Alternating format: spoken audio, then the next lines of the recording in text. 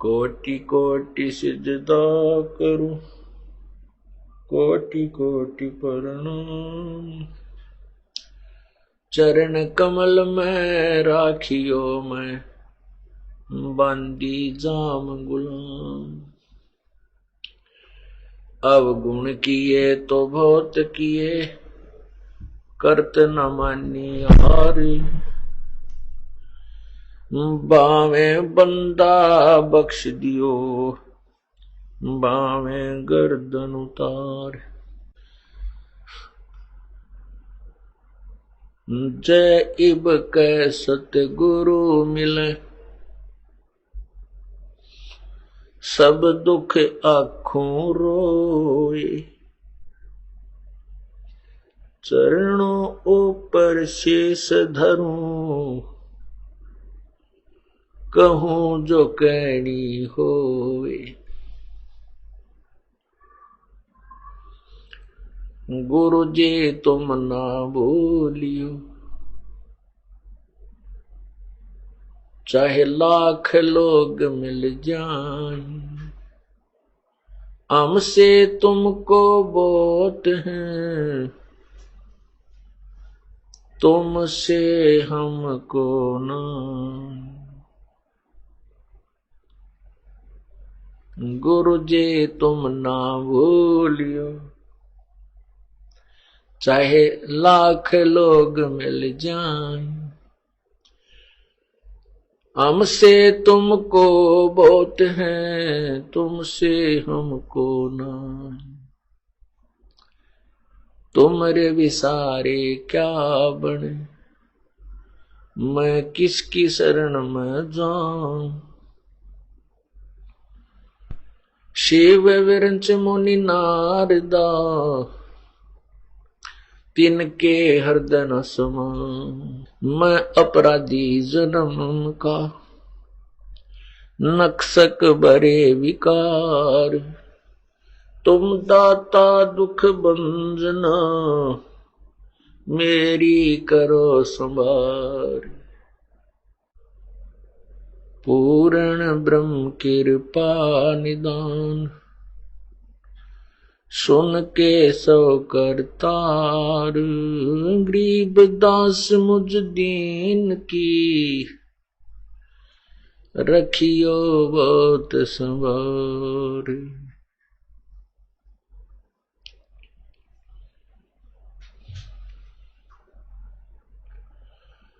राम नाम रटते रहो,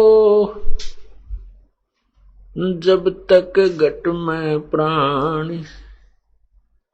कब हो तो दीन दयाल के, बिनक पड़ेगी काम। लूट सको तो लूटियो, राम नाम के लूट।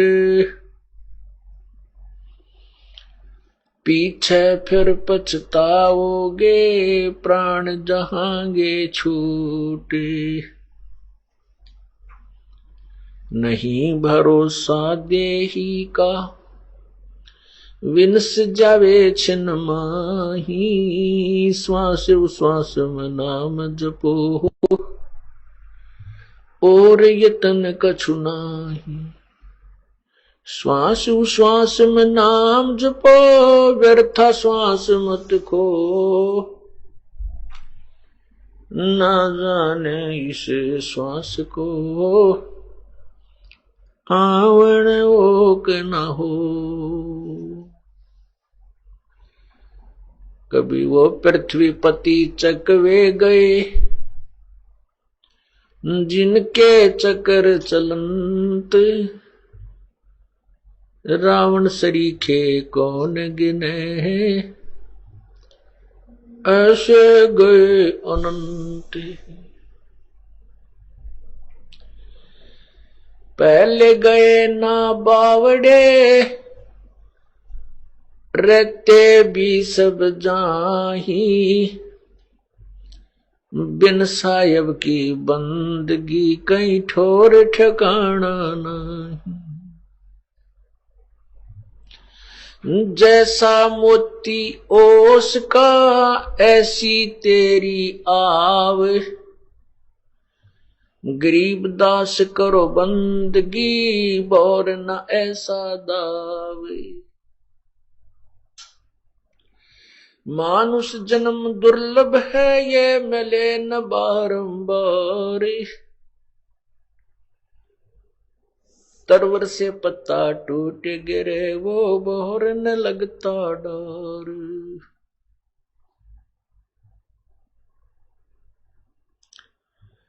पतझड़ आवत देख कर बन रोवे मन माही। वो ऊंची टहनी पात थे, अब पीले हो जाही। पात जड़नता न्यू कहे, सुन भई तरवर राय।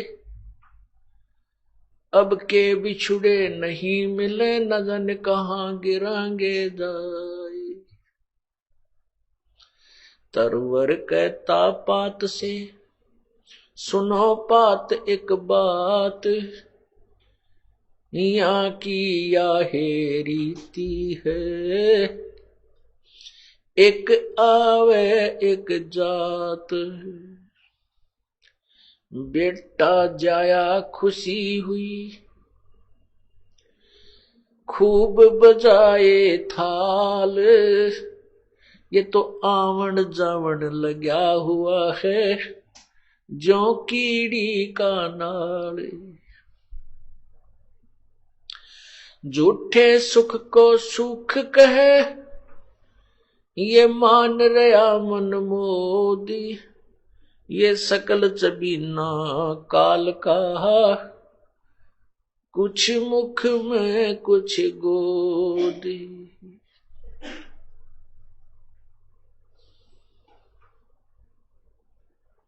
परमपिता परमात्मा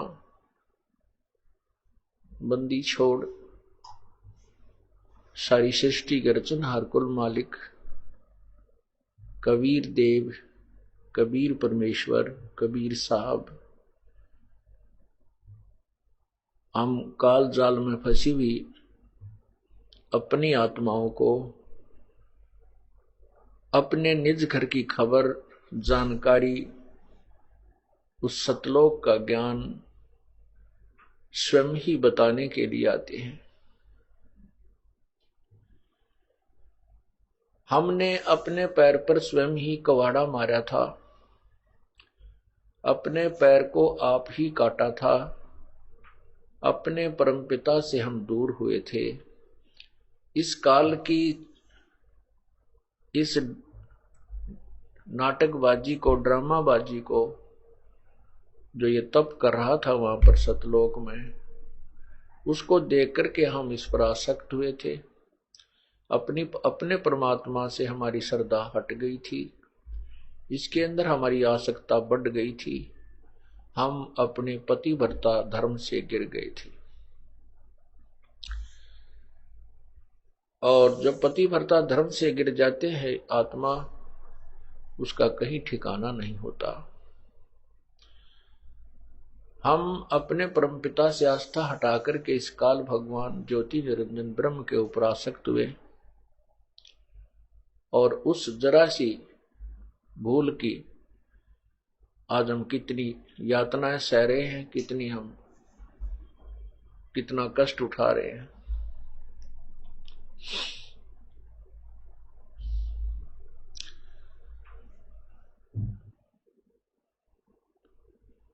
राजा राम की कार उलंगी गई, सीता लंक मजारे।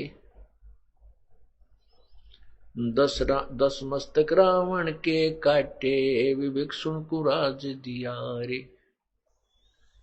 परमात्मा बंदी छोड़ कबीर परमेश्वर हमें याद दिलाते हैं कि जैसे यहाँ की जब कथाएं आपने सुन रखी है, क्योंकि हमारा धर्म पवित्र धर्म में जन्म हुआ, बचपन से ही हम जो कथाओं की, जिन भगवानों की महिमा हम सुनने लगे थे, वो हमारे हृदय में समाई हुई है। उन्हीं के उदाहरण से हमें समझाने की चेष्टा करते हैं परमात्मा कि जैसे सीता जी ने जो लक्ष्मण जी ने कार लगाई थी कि इस रेखा के बाहर मत आना, इस रेखा से बाहर मत जाना। सीता जी को कहा था जब तक हम वापस नहीं आए तब तक आप इस रेखा से बाहर नहीं आना। अब सीता जी ने रावण को ना पहचान कर, वो एक साधु वेश में था और उसकी बातों में आकर के सोचा था कि इस रेखा से थोड़ा सा दूर जाऊंगी, इसमें क्या फर्क पड़ता है। अब वह तो उसकी सोच थी कि कुछ नहीं फर्क पड़ेगा, लेकिन जिन्होंने ये लगाई थी रेखा वो जानते थे कि जिसका घर ही छूट गया है तो उसके ऊपर आपत्तियां कितनी ही आ सकती हैं। जिसका राज भी छूट गया है तो उस पर आपत्तियां और भी बहुत आ सकती हैं। लेकिन सीता जी ने उनकी बातों के, उनके वचनों का उल्लंघन किया, परवाह नहीं की और उसके प्रतिफल में कितना कष्ट उठाया।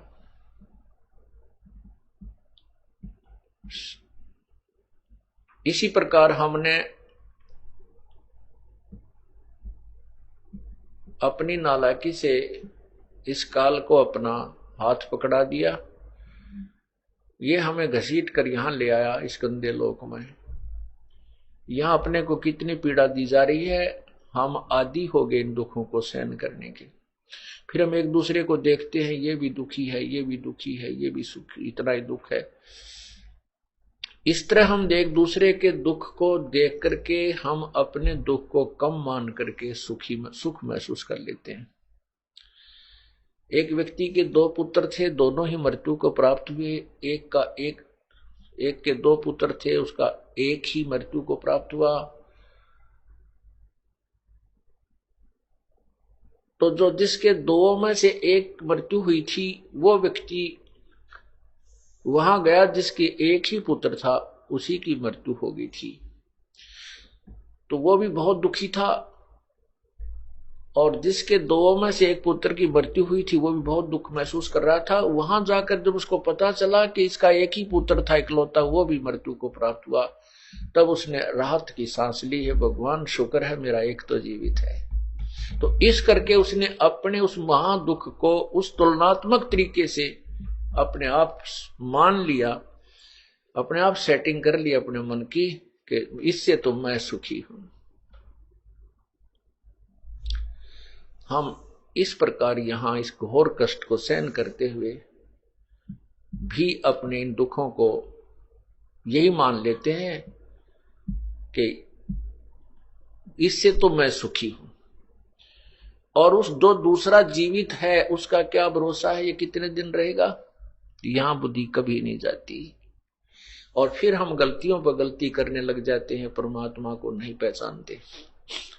ये सारी कथाएं सुना करके आपको परमात्मा की तरफ डाइवर्ट किया जाता है, आपके मन की दिशा परमात्मा की तरफ लगाई जाती है, जो कि हमने जो दूसरी दिशा में लगा रखी है। इसलिए ये कथाएं सुनाई जाती हैं, सत्संग सुनाए जाते हैं। इस काल ने हमारे को कितनी पीड़ा दे रखी है।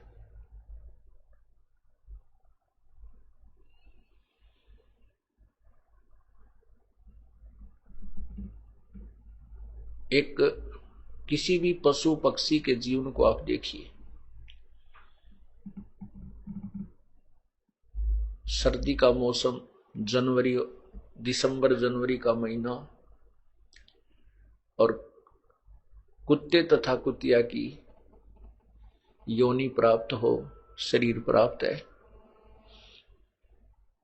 गली में बाहर बैठा हुआ है, ऊपर से शीत लहर चल रही है, कभी हल्की हल्की वर्षा भी हो रही है, कभी तेज भी हो रही है, ओले भी गिर जाते हैं, और उस प्राणी को कहीं छुपने को स्थान नहीं है। जब वो 8 कमरे बना करके 8 कक्ष की कोठी में रहता था, 4 नीचे 4 ऊपर, फिर तीसरी अटारी कारों में चलता था, एक परमात्मा के नाम बिना, प्रभु की भक्ति के बिना आज वो नादान प्राणी कितना कष्ट उठा रहा है। सारी रात तो रिहर्सल हुई, सर्दी आई, ऊपर से वर्षा आई, वहां से उठकर भाग गया, फिर ओले आ गए, फिर भाग गया। कहीं कहीं पर भी उसको कोई स्थान नहीं मिला छुपने का। खूब पीड़ाएं सहन करी, किसी मोटर गाड़ी के नीचे या बैलगाड़ी के नीचे घुस के उसने अपनी जान बचाई। सुबह हुआ, भूख लगी, किसी का दरवाजा खुला, दाव सा लगा करके अंदर पहुंचा, अंदर जाकर के रसोई की तरफ घुसा, क्योंकि महक आती है उसको अन्न की रसोई में। अब उसको रसोई में कौन जाने दे, और किसी घर के सदस्य ने देख लिया तो उसको भगवान तो वैसे निकाल दे, और निर्भाग सा उसके लठ मारे, टांग टूट जा, कमर में लगे तो चिल्लाता हुआ बाहर निकले। फिर वो भूख समाप्त तो नहीं हुई, लेकिन पीड़ा अधिक बढ़ जाने से थोड़ी देर भूख को भूल जाता है। कुछ देर के बाद फिर वो भूख सताती है तो दूसरे घर में जाता है, वहां उसकी किस्मत उसको टूक मिले या लठ मिले। यदि वहां भी उसको लठ मिल गया तो फिर कहां चलेगा वो, गांव से बाहर भागता है पूरी सपीटते है। और वहां क्या खाता है, फिर मल खाता है जाकर के, पेट भरने के लिए वो कुत्ता। और जब वो मनुष्य शरीर में था, उसको कितना भगवान का ज्ञान समझा लेते, कितनी बार समझाते, लेकिन उसके जू नहीं रंगे थी, उसका जच्चा नहीं थी, यकीन नहीं, विश्वास नहीं होता था कि तेरे साथ या बिरान माटी होगी, तेरी दुर्गति भी हो जाएगी। पुण्यात्माओं, हमारी सोच एक जीव की है। चाहे हम कितने बुद्धिमान समझते हैं अपने आप को, चाहे हम कितने ही अक्षर ज्ञान युक्त, चाहे हम MA PhD कर लेते हैं, कितने बड़े डॉक्टर बन जाते हैं, लेकिन हम परमात्मा जैसी सोच, संत जैसी सोच नहीं रख सकते, क्योंकि हमारा क्षेत्र, हमारा जो विषय ही अलग हो जाता है, हमारी लाइन ही अलग होती है। संत और परमात्मा जो है उनके द्वारा दिया हुआ ज्ञान, क्योंकि संत परमात्मा का दिया हुआ ज्ञान ही बताता है, और परमात्मा का ज्ञान कभी गलत नहीं हो सकता। हम चाहे अपनी जो बुद्धिमत्ता, जिसको हम पूर्ण मान सके, उसके आधार पर भले ही हम भगवान की बहुत सी क्रियाओं को रिजेक्ट कर देते हैं, लेकिन वो हमारे रिजेक्ट कर देने से वो रिजेक्ट नहीं होती। इसलिए हमने परमात्मा की प्रत्येक वाणी पर ध्यान रखना चाहिए, विचार अमल करना चाहिए, उनको सत्य माननी चाहिए। परमात्मा क्या बताते हैं,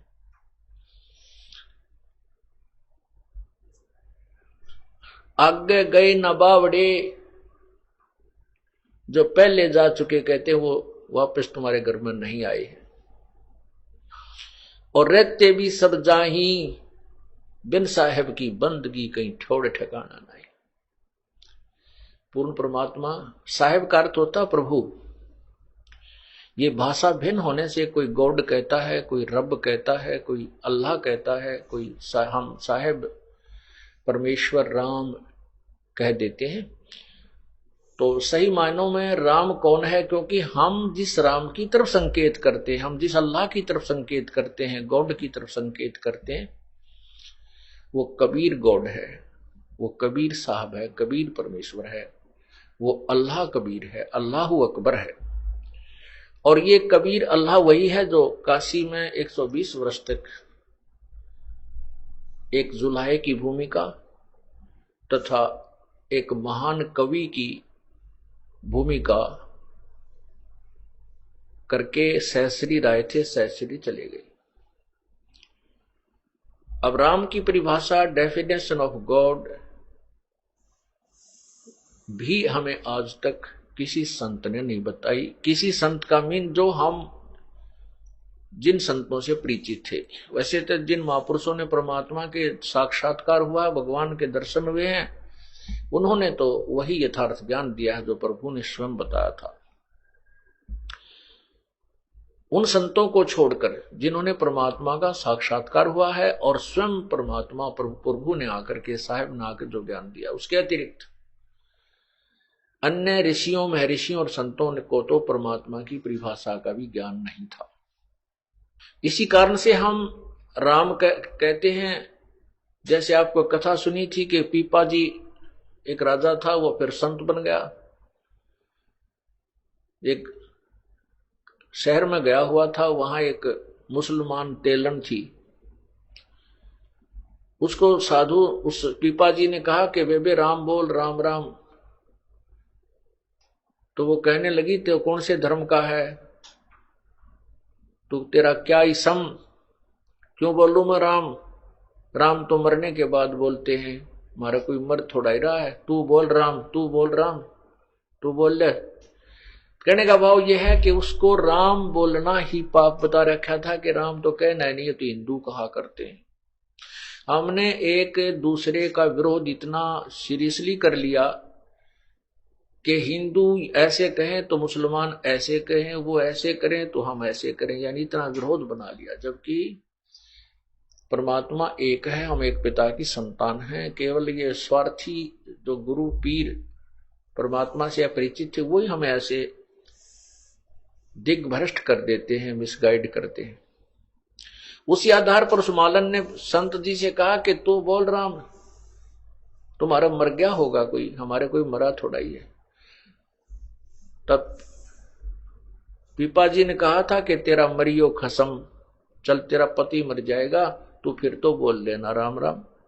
तेलन जो अपने घर गई तो वहां देखा तो तेली अपने बैल के लिए चारा रोड़ा था, चारा ठीक कर रहा था, उसमें से मिट्टी मैटी निकाल कर नो साफ करने लग रहा था।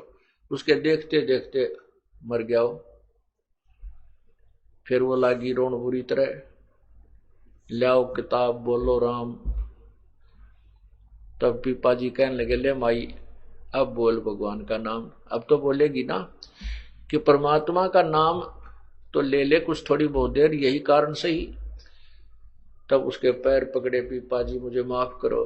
तब उसने कहा, नालायक, भगवान एक है, हमने दो बना लिए। उसी समय तेली को जीवित कर दिया। उसके बाद उस तेली परिवार ने वो रूढ़िवादिता त्याग दी और सत्य भक्ति स्वीकार की। तो हमने भाषाहीन होने से, कोई राम कहता है, कोई अल्लाह कहता है, कोई बात नहीं। भाषाहीन होने से कोई दिक्कत नहीं, राम कहो चाहे अल्लाह को, गॉड कहो, रब कहो, खुदा कहो। तो वो कौन है, उसकी परिभाषा क्या है? प्रभु की जो परिभाषा है, सबसे पहले तो ये कि जैसे जिस भी प्रभु में जितनी शक्ति है, वो उतना ही स्वामी है, उतना ही मालिक है। जिस प्रकार एक जिले के अंदर डिप्टी कमिश्नर होते हैं, वो भी साहब हैं, वो भी मालिक हैं अपने एक डिस्ट्रिक्ट के। फिर कमिश्नर भी साहब है, वो 4-5 डिस्ट्रिक्ट्स के ऊपर होता है, जिलों पर। फिर मंत्री साहब होता है, वो एक विभाग में मालिक है। फिर मुख्यमंत्री साहब होता है, वो एक स्टेट प्रांत में मंत्री साहब होता है, वो भी मालिक होता है। साहब मीन प्रभु, स्वामी। राम उसको अल्लाह कहो चाहे स्वामी कहो। और प्रधानमंत्री बहुत से राज्यों पर, बहुत से स्टेट्स के ऊपर मालिक होता है। और राष्ट्रपति पूरे राष्ट्र पे जो है ओवरऑल कंट्रोलर होता है, तो वो भी साहब है। राष्ट्रपति साहब, प्रधानमंत्री साहब। तो अब हम जैसे यहां ब्रह्म बोला जाता है, वैसे ब्रह्म का अर्थ भगवान होता है, ब्रह्म कहो। अब यहां जैसे कोई भी किसी ऑफिस में काम करते हैं, जैसे हम ऑफिस में काम करते थे, दास जेई लगा हुआ था, तो एक्शन ऑफिस में जाते थे तो वहां के क्लर्क लोग यही बोलते थे कि साहब का ऐसा आदेश है, साहब ने ऐसा कहा। तो बार बार नहीं कहते थे एक्शन साहब, उनका अंडरस्टूड साहब था। वहां सुनने वाले को भी अंडरस्टूड था, बोलने वाले को भी अंडरस्टूड था कि साहब कौन है। तो उस डिवीजन का वो साहब अंडरस्टूड था। तो इसी प्रकार जैसे यहां इस 21 ब्रह्मांड में जो राम बोला जाता है, ब्रह्म बोला जाता है, तो यहां जब हम ब्रह्म बोलते हैं, अपने परमात्मा की वाणी में ब्रह्म शब्द आता है, गीता जी में ब्रह्म शब्द है, तो ब्रह्म का अर्थ है 21 ब्रह्मांड का मालिक, जो राम यानी ज्योति निरंजन, ये काल, इसको ब्रह्म, ये भी भगवान है, ईश है। लेकिन परब्रह्म क्यों कहा गया कि इससे नेक्स्ट जो परमात्मा है वो भी नेक्स्ट ब्रह्म, नेक्स्ट भगवान, अगला भगवान। और पूर्ण ब्रह्म इसलिए कहा गया क्योंकि ब्रह्म भी बहुत है, परब्रह्म भी बहुत है, उसके अंतर्गत बहुत से लोग हैं, इसलिए पूर्ण ब्रह्म बोला गया, पूर्ण भगवान, पूर्ण परमात्मा, कंप्लीट गॉड, ऑलमाइटी गॉड, यानी वो भी राम है और वो सबके ऊपर परमात्मा, इसलिए ब्रह्म, परब्रह्म, ब्रह्म माने भी भगवान होता है। जैसे ईश बोलते, ईश माने स्वामी, जैसे नरेश, नर जमा में ईश, नरेश राजा को कहते हैं, आदमियों का स्वामी, आदमियों में का मालिक नरेश। जैसे मृगेश बोलते हैं, मृगेश का अर्थ होता शेर, जो जंगली चौपाए जानवरों में मालिक, उनका प्रधान, उनका स्वामी। ऐसे ही ईश माने स्वामी, नर जमा में ईश, नरेश। ऐसे ही ईश का अर्थ होता स्वामी, ईश है 21 ब्रह्मांड का मालिक, ईश माने भी भगवान होता, ईश। इसलिए इसको ईश्वर, परमेश्वर 3 शब्दों में इसलिए डिवाइड किया गया है क्योंकि ईश माने ब्रह्म, ईश इक्वलेंट टू ब्रह्म, ईश कहो चाहे ब्रह्म कहो, भगवान ईश माने प्रभु और ब्रह्म माने भी प्रभु। और ईश्वर, जैसे हम ब्रह्मा जी को भी ईश हैं, विष्णु जी भी ईश हैं, स्वामी हैं, मालिक हैं, साहब हैं, शिव जी भी साहब हैं, ये अपने एक ब्रह्मांड में एक विभाग के स्वामी हैं, एक विभाग के ईश हैं, भगवान है। अब इनका पिताजी जो है ये इनके ऊपर ईश है, इनके ऊपर स्वामी है। तो इस ब्रह्मांड में जो ईश है, ब्रह्म है, ये ब्रह्म है, काल ब्रह्म है, ज्योति निरंजन है, इसको हम ईश मानकर चलते हैं। और इससे बड़ा जो है जो ईश्वर, ईश्वर माने जो भगवानों में श्रेष्ठ, और परमेश्वर जो ईश्वर, ईश माने स्वामी, वर माने श्रेष्ठ, यानी भगवानों में श्रेष्ठ, और सब भगवानों में श्रेष्ठ से का भी श्रेष्ठ, परम श्रेष्ठ। वर माने पति भी होता है, ईश्वर, वर वधु। तो ईश्वर का अर्थ है उस स्वामी का भी, उस ईश का भी पति, मालिक, ईश्वर। और परमेश्वर, परमेश्वर उस ईश्वर का भी परम वर, उस ईश्वर से भी परम श्रेष्ठ परमेश्वर कहलाता है। ईश ब्रह्म, ईश्वर पर ब्रह्म, और परमेश्वर पूर्ण ब्रह्म, परम अक्षर ब्रह्म। इस प्रकार हमने ये प्रभु की जो डेफिनेशन है ऐसे समझना है। ये तो केवल एक नाम को क्लैरिफाई किया है कि परमात्मा हम किसको मानते हैं। जैसे हम विष्णु भगवान के अवतार श्री कृष्ण, श्री रामचंद्र जी को भी राम बोलते थे, भगवान कहते हैं। ये भी स्वामी है, जितना क्षेत्र इनका विभाग है, जितनी इनकी पावर है, इतने राम हैं ये, इनको नकारा नहीं जा सकता। जैसे एक विभाग होता है, उसमें जिस भी अधिकारी कर्मचारी का जितना कार्य क्षेत्र है, जितनी उनकी पावर है, उतने वो साहब होते हैं और उतने वो आदरणीय होते हैं। हमने केवल ज्ञान, हम आपको केवल ज्ञान समझा रहे हैं, ये नहीं कह रहे कि ये रिजेक्टेड है, इनसे हमारा कोई लेना देना नहीं। जब तक हम इस काल के देश में हैं, हम इन भगवानों के अधीन हैं। हमने इनके प्रत्येक मर्यादा का पालन करना है, इनके नियमों के अंतर्गत रहना है, नहीं तो हम दोषी बन जाते हैं। जैसे हम विदेश में गए हों तो उस देश के कानून में हमें रहना पड़ेगा, चाहे हम कहीं वापस आना चाहेंगे तभी आ सकेंगे जब उनकी सब मर्यादाओं में रहते हुए अपना धनी होंगे, वापस आने जोगा ब्योंत कर लेंगे। यदि हम वहां दोष कर देंगे तो हमारा वहां फिर सजा हो जाएगी। इसलिए हमने इनके यहाँ के जो नियम है इनको भी पालन करना है। और इन भगवानों का सत्कार करना है, लेकिन पूजा केवल अपने ही परमात्मा पूर्ण ब्रह्म की करनी है। जैसे किसी भी ऑफिस में आप जाइए, चाहे भले ही आप किसी मंत्री मुख्यमंत्री के भी व्यक्ति हो, फिर भी आपको वहां के कर्मचारी अधिकारियों को सत्कार ही कर देना होता है शिष्टाचार के नाते, नहीं तो वो उल्हाना देंगे कि आपका व्यक्ति आया था और हमारे साथ बदतमीजी की, तो वो साहब वो मंत्री और मुख्यमंत्री भी आपसे रुष्ट हो जाएगा कि तो भाई ऐसा नहीं। तो इस प्रकार हमने कहने का भाव यह है कि हम प्रत्येक मर्यादा को निभाते हुए भक्त बनेंगे और परमात्मा पाएंगे। अब जो प्रसंग चल रहा है, हम इस काल भगवान के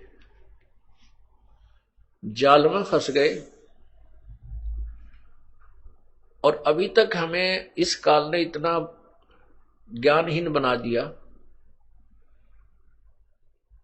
कि हमें यह भी नहीं मालूम कौन राम है, हम किसकी पूजा कर रहे हैं।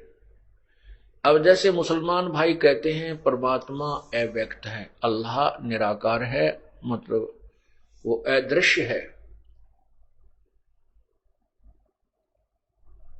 उसका नाम क्या है? नाम कोई नहीं। स्थान क्या है? कि सातवें आसमान पर अल्लाह रहता है। तो इससे एक तो बात यह सिद्ध होगी परमात्मा साकार है, क्योंकि वो एक देशीय एक स्थान पर रहता है।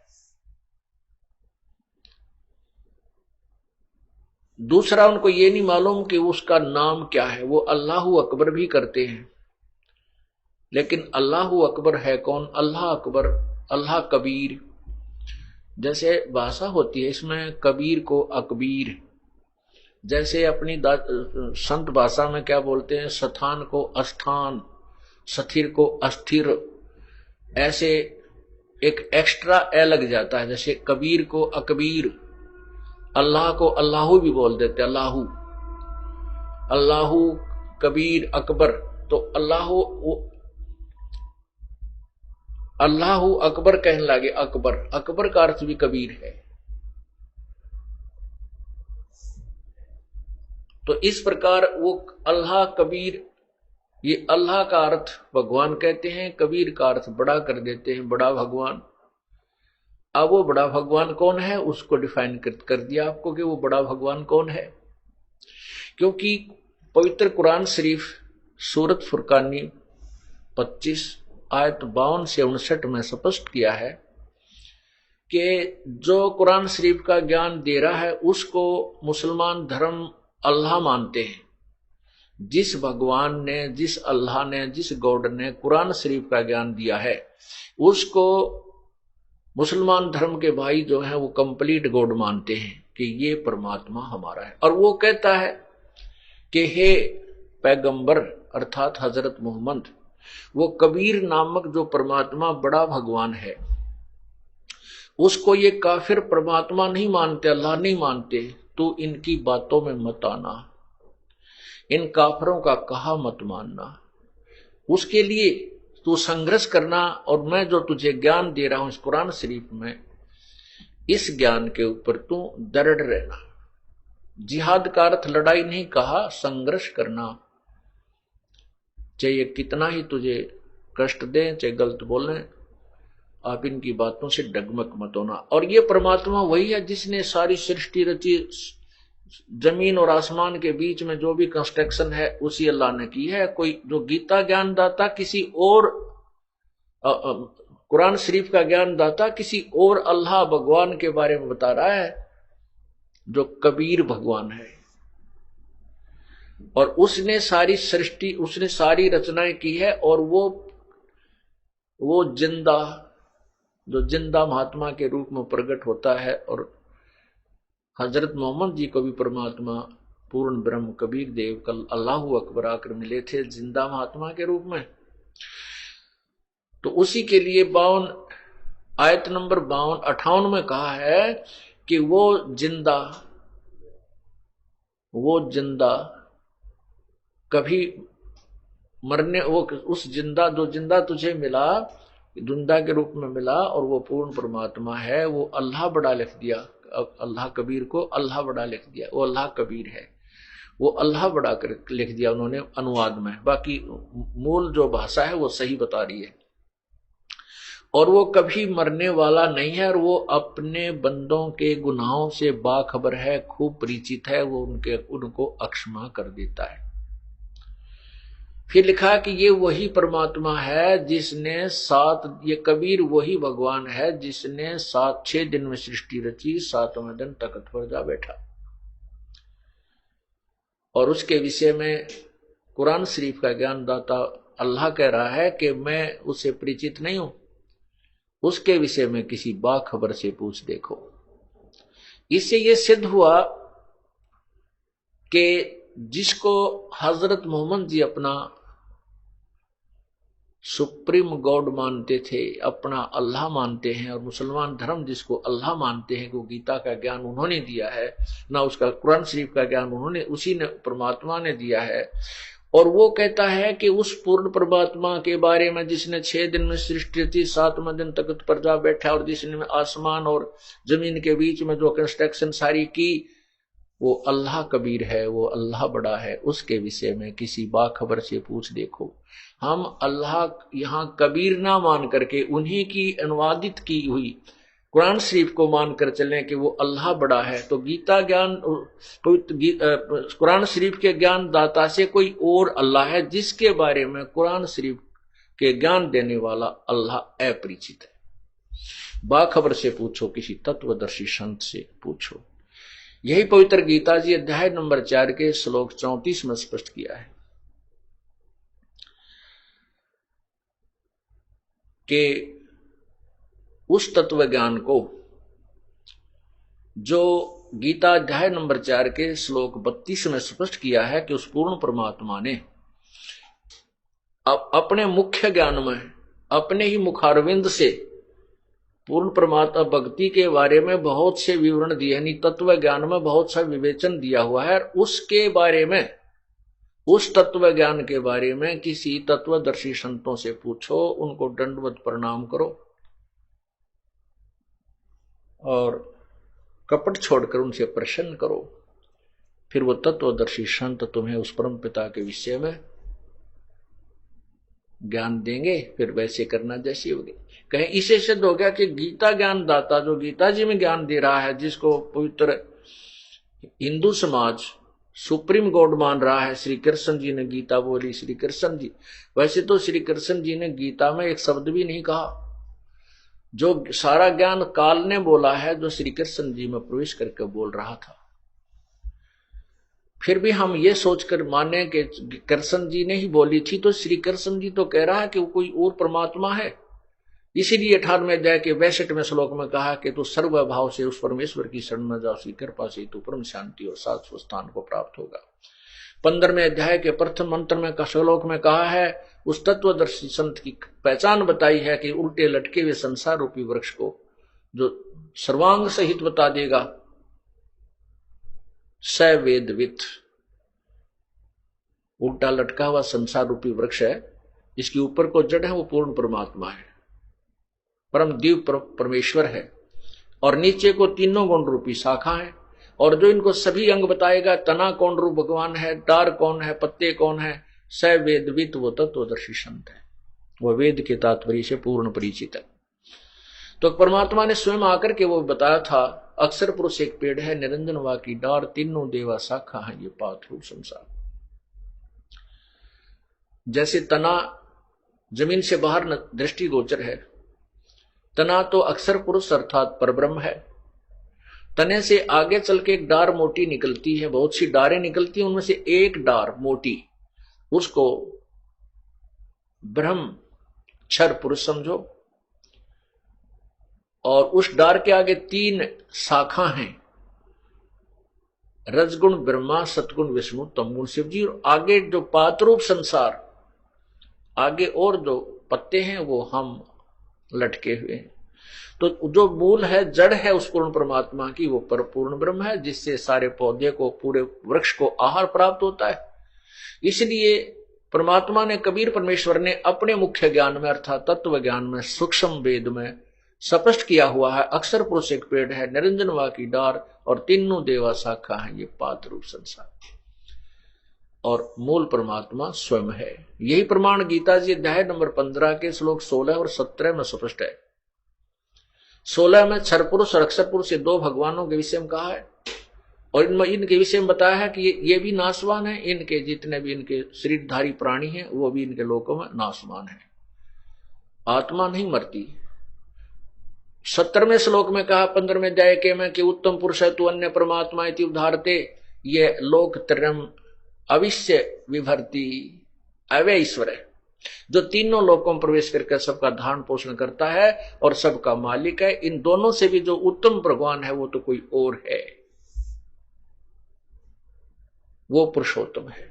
15वें अध्याय के 18वें श्लोक में जो कहा है गीता ज्ञानदाता ने कि मुझे तो लोकवेद के आधार पर पुरुषोत्तम मानते हैं, मैं पुरुषोत्तम नहीं हूं, पुरुषोत्तम तो कोई और है। तो कहने का भाव यह है कि पुण्यात्माओं, ये नहीं कहा जा सकता कि वेद और गीता और पुराण कुरान ये झूठे हैं, नहीं, इनमें ज्ञान उसी सत्र का है जैसे मैट्रिक के सिलेबस में 10वीं के सिलेबस में 10वीं तक का ही उसमें नॉलेज होता है, बीए और एमए का नहीं होता, उसके लिए बुक्स अलग बनी होती है। सिर्फ इतनी सी बात है कि हम पहले जो पढ़ाई पढ़ रहे हैं वो तो पढ़ चुके, अब आगे पढ़ना है, अपने नेक्स्ट क्लासेज में होना है। ये जो पढ़ाई आप पढ़ रहे हो अर्थात जो साधनाएं आप करते रहे अभी तक कर रहे हो, ये तो जन्म और मृत्यु 84 लाख योनियों में एक बहुत लंबा प्रोसीजर बना रहेगा। इससे आगे की पढ़ाई है कि कभी मृत्यु नहीं होगी, उस स्थान पर चले जाएंगे। 18वें अध्याय के जो 62वें श्लोक में कहा है कि तू उस परमेश्वर की शरण में जा, उसकी सर्वभाव से यानी पूर्ण रूप से समर्पण हो उस परम पिता के ऊपर, फिर अग्रम मग्रम नहीं रहे कि और देवता अन्य पूजाएं नहीं रहनी चाहिए। उस परमात्मा की शरण में सर्वभाव से जा, उसकी कृपा से ही तो परम शांति और शाश्वत स्थान यानी सत्यलोक, शाश्वत में सदा रहने वाला जो कभी एंड ना हो, नष्ट ना हो, उसको प्राप्त होगा।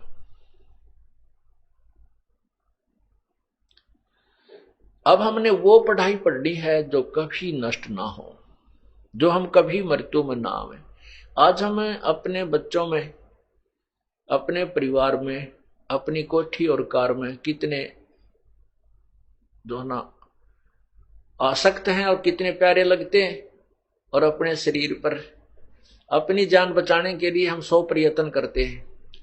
बीमारी हो जाती है, अच्छे डॉक्टर से दिखाते हैं, चाहे लाखों रुपए लग जाएं, चाहे जमीन भी बेचनी पड़ जाए, चाहे घर भी बेचना पड़ जाए, जीवन की रक्षा करने की चेष्टा करते हैं। तो ऐसा क्यों करते हैं? क्योंकि जीवन हमें बहुत प्रिय है और हम मरना नहीं चाहते। क्यों नहीं मरना चाहते? जब पता है कि हम मरेंगे अवश्य। और फिर भी ऐसी भावना, ऐसा हमारे अंदर क्यों है? क्योंकि हम ऐसे स्थान पर रहा करते थे जहां हम कभी मरते नहीं थे। अब हमें यह मरना अच्छा नहीं लगता, तो अब हम उसी स्थान को पुनर्प्राप्त करने की चेष्टा करेंगे जहां से हम बिछुड़ कर आए हैं, जहां सब सदग्रंथ गवाही दे रहे हैं, सब संत गवाही दे रहे हैं कि वहां जाने के बाद फिर संसार में लौटकर कभी नहीं आते और वहां सदा अमर रहते हैं। वहां ना वृद्ध अवस्था आती है, वहां वृद्ध अवस्था नहीं आती है। जो सबसे भयंकर दुख है वृद्ध अवस्था में, मृत्यु का तो दुख है ही है, लेकिन वृद्ध अवस्था उससे भी बुरी है। अब तो हम मरने से डरते हैं और वृद्ध अवस्था आ जाती है, जो प्रार्थना करते हैं भगवान माटी संगवा दे। क्यों? कभी कड़मा दर्द, कभी शर्मा दर्द, कभी दाढ़ दुख है, कभी बीपी आई, कभी लो हो गया, कभी सांस नहीं आंदा, दमा हो गया, खांसी होगी, तो आप पर हाथ जोड़ने पड़े, भगवान हमने ठा दे। क्यों? जब तक कति पीड़ित होकर दुख मानकर अंत हो लिया ना, को घर में संभाल दिया, सुबह पानी दर्जा रोटी दे जा, काम करने वाले बच्चे कोई खेत में, कोई किधर, शाम तक बूढ़ा पड़ा रहे। तो इस तरह कहने का भाव ये है कि ये और कष्ट तो ये वहां नहीं है, वृद्धावस्था नहीं उस लोक में। बाकी शरीर हमारा ऐसे ही है, ऐसे ही परिवार है, वहां कोई दर्द नहीं, कोई दुख नहीं, कोई कष्ट नहीं, कोई रोग नहीं, कोई मृत्यु नहीं। तो उस लोक की चाह क्यों नहीं बनाते हम? क्योंकि हमें उसका पता ही नहीं। हमें उसका अब बता रहे, क्योंकि बताने वाला एक कबीर भगवान और उसके संतजन और मिसगाइड करने वाले लाखों करोड़ों और अरबों, तो हमने वहां जाने की चाह बनती नहीं और विश्वास नहीं होता कि वैसा भी होगा कहीं स्थान। तो फिर हम इसी जन्म मृत्यु में पड़े रहना उचित समझ लिया और यही जी ला लिया हमने, यही अपना मन रमा लिया। एक भक्त को ऐसे ही समझा रहे थे, वो दूसरा और बैठा था, वो सुन रहा था यही सतलोक की बातें। तो उसने काफी देर सुनने के बाद कहने लगा, महाराज जी हम वैसे तो आप जो बता रहे हो शायद तो अजीबो गरीब कथा कभी किसी ने सुनाई नहीं, तो और मैं ऐसा व्यक्ति हूं, मैं जिस मार्ग पर लगता हूं उसको कंप्लीट करके छोड़ता हूं, चाहे मैंने कितना ही प्रयत्न करना पड़े। और मुझे ये भय लग रहा है कि यदि मैं आपसे नाम ले लूं और मैं सिर धड़कीबाजी लगाता हूं प्रत्येक काम पे, उसके तह तक पहुंचता हूं और कहीं मैं स्पीड से सतलोक पहुंच जाऊं और वहां कोई भी ना पावे, मेरा जी ना लागे, वहां कोई भी ना हो, मेरा अकेले का दिल ना लगे, फिर मैं दुखी हो जाऊंगा। इसलिए मैं आपका नाम नहीं लूंगा, इस ज्ञान इस मार्ग को मैं स्वीकार नहीं करना चाहता। अब ये तो कुछ तो उसकी बकवाद भरी बातें थी, क्योंकि जो भगवान नहीं चाहता वो अपनी कुछ सोच अधूरी सधूरी कुछ उसमें उसकी बुद्धि यहीं तक काम करे थी। तो मैंने कहा भाई यहां कौन सा सुख मान रहा है, चल तो यहां भी तो सुखी है मान रहे अपने आप को, और फिर गधा कुत्ता सुअर बन जावांगे, फिर यहीं आके क्या टिंडेलेगा, न बोले अड़क घूमते फिरते तो दिखे जाएंगे, जी लग गया रहेगा। यानी दूसरे कुत्ते भाई दूसरे गधे दिखे जाएंगे, उनके साथ हम मन लगा रहेगा। हमारी बुद्धि काल ने चारों तरफ से घुमा कर यही सेट कर दी कि यहां से ये इच्छा छोड़े नहीं। और परमात्मा कहते हैं जहां आशा ता बासा हुई, मन कर्म वचन सुमरियो सोई। अंत समय में जिसकी भी हम भक्ति करते हुए इस प्राण त्याग जाएंगे, हम वही उसी को प्राप्त होंगे। गीता जी अध्याय नंबर 8 के श्लोक नंबर 1 में कहा है, अर्जुन ने कहा प्रभु जी आपने जो 7वें अध्याय के 29वें श्लोक में किसी तत्ब्रह्म के विषय में जानकारी दी है कि उसको जानने के बाद और पूरे आध्यात्मिक ज्ञान को जानने के उपरांत और सभी कर्मों से परिचित होने के उपरांत साधक केवल जन्म और मृत्यु जरा मरण से ही छूटने का प्रयत्न करता, यहाँ की किसी वस्तु की इच्छा नहीं करता। तो किम तत्ब्रह्म, वो तत्ब्रह्म कौन है मुझे उसके विषय में बताओ। तब 8वें अध्याय के 3रे श्लोक में उत्तर दिया है गीता ज्ञानदाता प्रभु ने कि वो परम अक्षर ब्रह्म है। 8वें अध्याय के फिर 6ठे श्लोक में कहा है कि भाई उसमें कहा कि अर्जुन ये नियम है कि अंत समय में, यानी जो भी जिसकी साधना करता हुआ जिस भाव में भावित रहता है और अंत समय में वो उसी को प्राप्त होता है, ये नियम है। इसलिए 8वें अध्याय के 5वें श्लोक में कहा कि तू मेरी भक्ति कर और मुझे प्राप्त होगा। 8वें अध्याय के 7वें श्लोक में कहा कि तू मेरी भक्ति भी कर और युद्ध भी कर, तो मुझे ही प्राप्त होगा निसंशय। 8वें अध्याय के 8, 9, 10 3 श्लोकों में स्पष्ट किया है कि उस परम पिता दिव्य परम पुरुष परमेश्वर की जो साधना उस तत्वदर्शी संत के बताए अनुसार करता है, और भक्ति के कमाई के योग बल, योग माने भक्ति, बल माने शक्ति, उस भक्ति की शक्ति नाम की कमाई के आधार से अंत समय में उसी को प्राप्त हो जाता है। जहां आशा ता बासा होई, मन कर्म वचन सुमरियो सोई। अब आशा अंत में, अब जैसे जो भक्ति करते हैं उनकी आस्था अपने भगवान में होती है, जो भक्ति नहीं करते हैं उनकी आस्था रह जाती है अपने बेटे और बेटियां में या किसी पोते पोती में, संपत्ति में। तो वो वही जन्म पुनर्धारण कर लेते हैं, उनकी वही जन्म हो जाता, चाहे गधा बनो चाहे गधी, कुत्ता बनो चाहे कुतिया, या चाहे जो भी उसके संस्कारवश है, चाहे उड़े की चीड़ी क्या ना चीटी बनकर जन्म ले वही आ जाएगा। तो इसलिए हम जिस भी परमात्मा की भक्ति करते हुए अंत समय तक अब जैसे हम हर सुबह शाम दिन रात एक का मालिक याद रहता है, कबीर भगवान है, परमात्मा पूर्ण ब्रह्म है, वही हमने जाना है, वही भक्ति हम करें। तो हमारी अन्य भगवानों में जो आस्था नहीं रहेगी, ये बुरे भी नहीं लगते हैं। गीता जी में बताया है दूसरे अध्याय के 46वें श्लोक में कि बहुत बड़े जलाशय की प्राप्ति के उपरांत पूर्व आधारित, जिस पर हम पहले आधारित थे, उस छोटे जलाशय पे, छोटे से जोड़ पे, जोड़ी पे, एक तलैया पे, जो जिस पर हम आधारित थे, उस पर हम इतना उसका पता था कि इसमें इतना ही जल है, हो सकता है ये ज्येष्ठ मास में समाप्त हो जाए अगर वर्षा ना हुई तो। फिर हम उस जल के अभाव से दुखी हो जाते थे। हो सकता उसका पानी की सीमा का पता था। जैसे हमारे गांव में, आसपास सबके गांव में जोहड़ होते थे, वो छोटे होते थे, और उन जोहड़ों में, तालाबों में जल कई बार तो इतना सूख जाता था कि नहर से, आसपास नहर होती तो उससे डाला जाता था, वर्षा सीजन तक भी नहीं पहुंच पाते थे।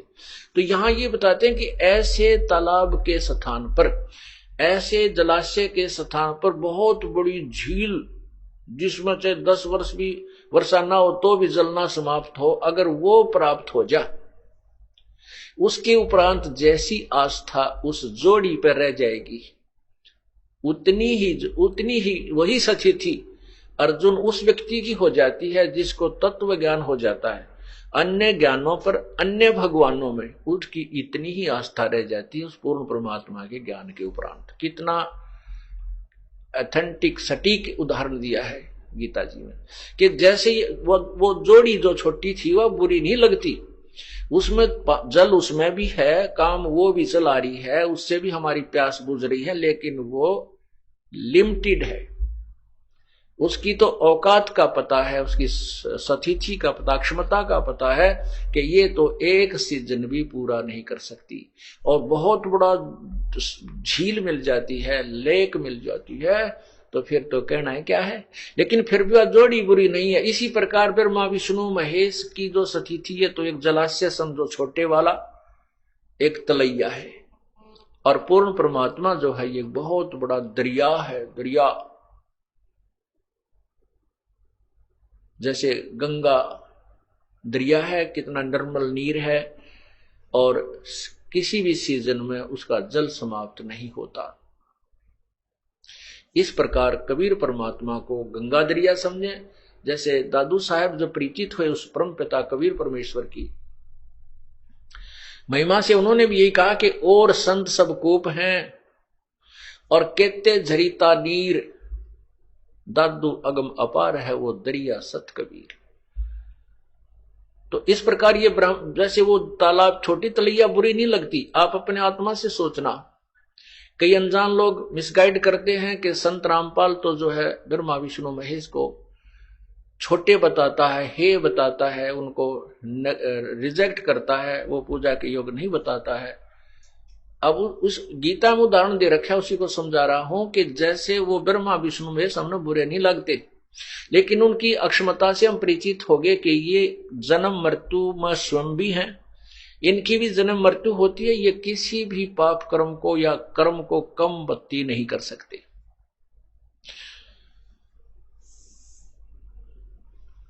और इनकी साधना से केवल इनका लोक प्राप्त होता है। और जब ये वहां हमारे पुण्य समाप्त हो जाएंगे, हमें पुण्य फिर आना पड़ता है, जन्म मृत्यु बनी रहेगी।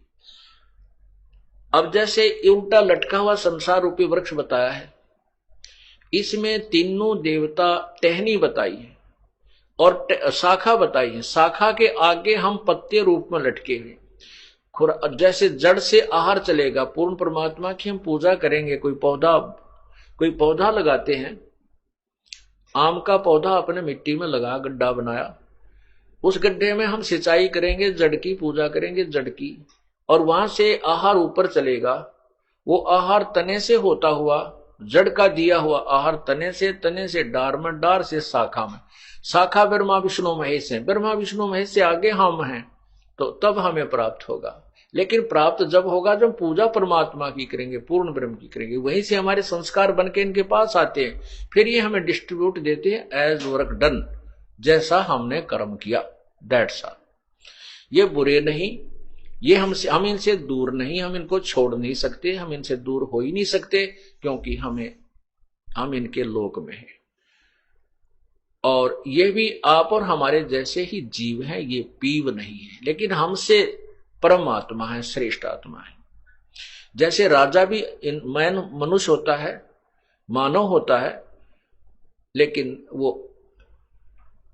अन्य मानव से शक्ति में अधिक होता है, शक्ति में उसके पास पावर्स होती हैं। तो इसी प्रकार हम जीव हैं और ब्रह्मा विष्णु महेश भी जीव हैं, लेकिन ये यहाँ के प्रधान हैं, यहाँ के मंत्री हैं। इनमें और हमारे में इतना अंतर है, हम इनके आधारित हैं। तो इसी प्रकार, और लेकिन हमारा कुल मालिक कबीर परमात्मा है, जिसके ये भी आधारित हैं और हम भी आधारित हैं। इनको पता नहीं उसके विषय में, ब्रह्मा विष्णु महेश को कोई ज्ञान नहीं है कि वो सुप्रीम पावर कौन है। पुण्यात्माओं, क्योंकि हम ब्रह्मा विष्णु महेश जी को इतनी सुप्रीम पावर मान चुके थे, इनके अलावा हम किसी को नहीं मानते थे। इसलिए हम ये कथा जो आपको बताते हैं कि ब्रह्मा विष्णु महेश कंप्लीट गॉड नहीं है, ये पूर्ण परमात्मा नहीं है, तो हमारे मन में धक्क देसी होती है और ये दास की जो स्टेटमेंट आपको रॉन्ग लगती है, गलत लगती है। आपने ब्रह्मा विष्णु महेश के विषय में कहां से सुना था? पुराणों से। और पुराणों में स्पष्ट किया हुआ है कि तुम भगवान नहीं हो। ब्रह्मा और विष्णु के विषय में और रुद्र शिव के विषय में जो ब्रह्म है, ये काल कह रहा है कि तुम भगवान नहीं हो। कदे अपने आप को तुमने कैसे भगवान मान लिया? आपको प्रमाण दिखाते हैं।